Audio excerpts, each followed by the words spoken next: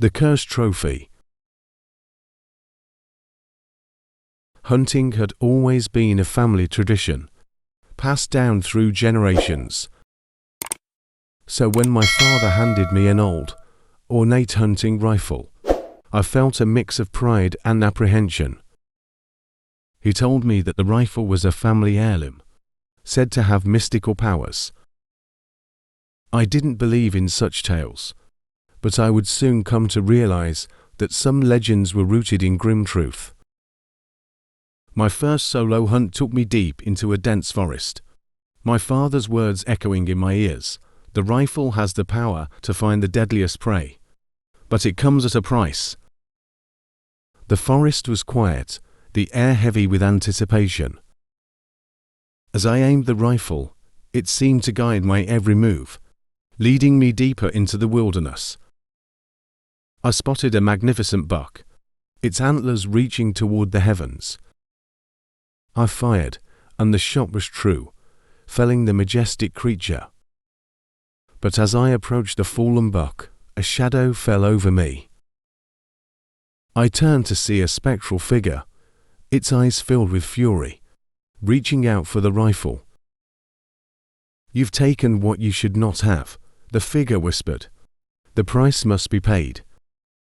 Panic set in, as I realized the horrifying truth: the rifle had a sinister secret. It was bound to a vengeful spirit, and those who used it were forever cursed. The figure, a guardian of the forest, sought retribution for the death of the majestic buck. I tried to flee, but the forest seemed to come alive, the trees closing in on me. The spectral figure pursued me, its presence a chilling reminder that some traditions carried a dark and deadly legacy. In the end, I was unable to escape the forest, and the memory of the cursed trophy still haunts me, a chilling reminder that some family traditions come at a price. The Hunter's Lament. Hunting had always been my escape, a way to reconnect with the primal instincts that lay dormant within me. But during one fateful hunting trip, I would come to understand that the line between hunter and hunted was not as clear as I had once believed. The journey took me deep into the heart of a vast, untamed wilderness. The forest was alive with the songs of birds and the rustling of leaves, a symphony of nature in all its glory. I felt at peace, one with the world around me.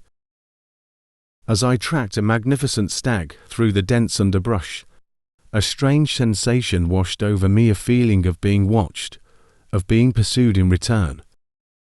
I dismissed it as a mere trick of the mind, but the sensation grew more intense with each step.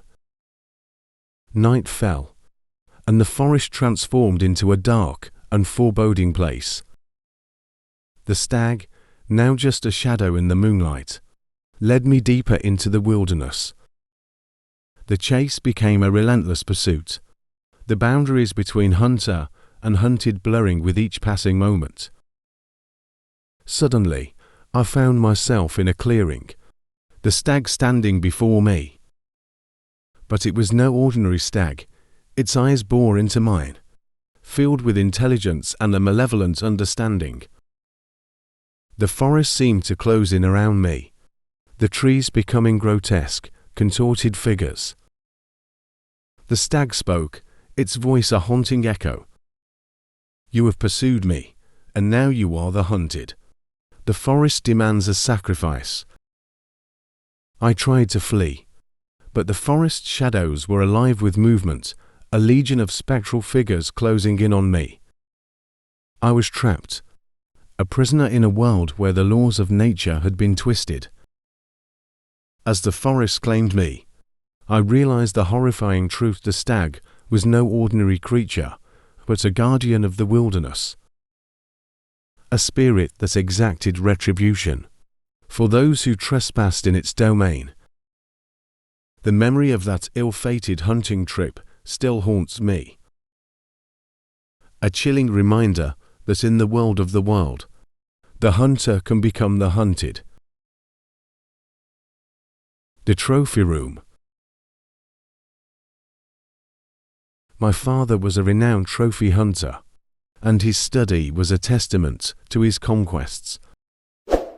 A room filled with the mounted heads of exotic animals from around the world. As a child, I was in awe of the room, but I could never shake the unease I felt in the presence of those lifeless eyes. One summer, my father decided to take me on my first hunting trip, a rite of passage to mark my transition into manhood. I was filled with a mix of excitement and trepidation, but the trip would soon turn into a nightmare from which I could not escape. The destination was a remote African savanna, a place teeming with exotic wildlife. My father told me that the hunt was not about the thrill of the kill, but about the connection to the land and its creatures. It was a sentiment that I would soon come to question. The first day of the hunt was uneventful, but on the second day, we spotted a magnificent lion, its mane glistening in the African sun. I raised my rifle, my heart pounding, and took the shot. The lion fell, its once proud form now lifeless. As we approached the fallen lion, I noticed a change in my father's demeanor. He seemed distant, his eyes vacant. He whispered something about the trophy room, about the lion's place among the other mounted heads. Panic set in as I realized the horrifying truth: the hunt was not about a connection to the land, but about the collection of trophies, about adding another lifeless head to the room. My father had become consumed by the desire for conquest, a hunger for power over the animal kingdom. I tried to flee, but the savanna seemed to close in around me, the tall grasses becoming a labyrinth of torment. The fallen lion's spirit reached out to me, its eyes filled with sorrow and anger. It whispered, "You have taken my life, and now you must pay the price."